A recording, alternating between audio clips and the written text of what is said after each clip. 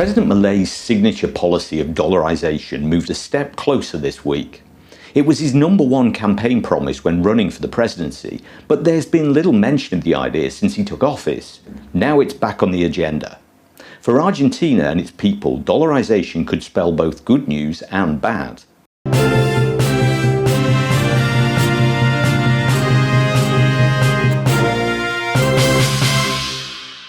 The government announced earlier this week that from February, some business transactions can be conducted in both pesos and dollars.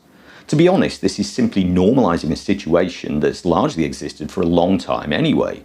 For as long as I can remember, property has been bought and sold exclusively in US dollars. And as the years have gone by, the range of items priced or available in dollars has grown and grown. Expensive items such as cars, computers, hotel bills, rents, etc. are all currently available or demanded to be paid in US dollars or pesos at the unofficial blue dollar rate. More recently, some restaurants have been accepting dollars, and even a stationery shop around the corner from my apartment has been advertising a dollar exchange rate for purchasers. This new move will allow businesses to legally advertise and accept dual prices on just about anything: washing machines, plane tickets, maybe even clothing, although the new regulations will draw the line at supermarkets and grocery stores, which will only show prices and accept payments in pesos.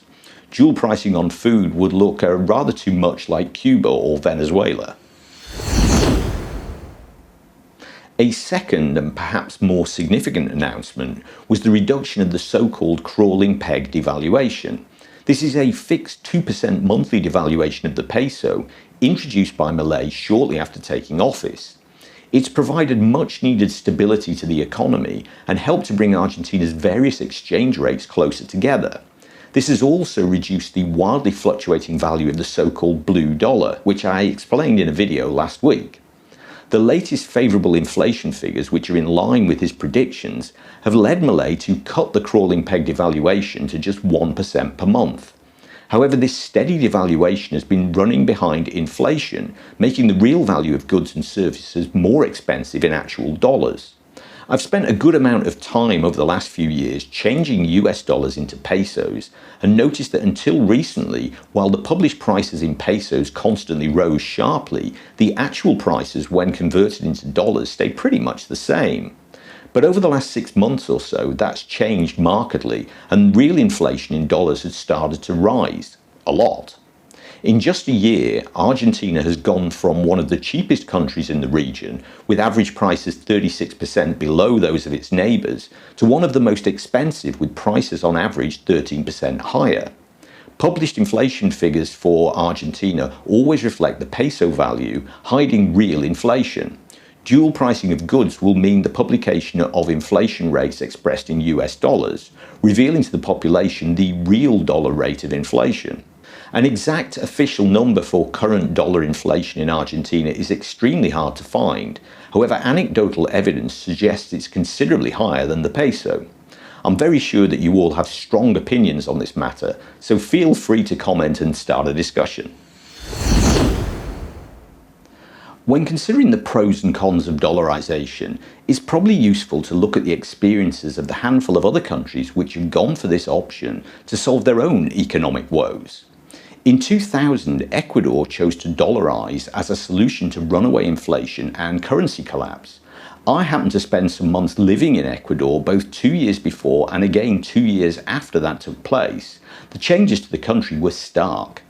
In 1998, Ecuador was largely a tourist paradise with beautiful beaches, pristine rainforests and friendly people.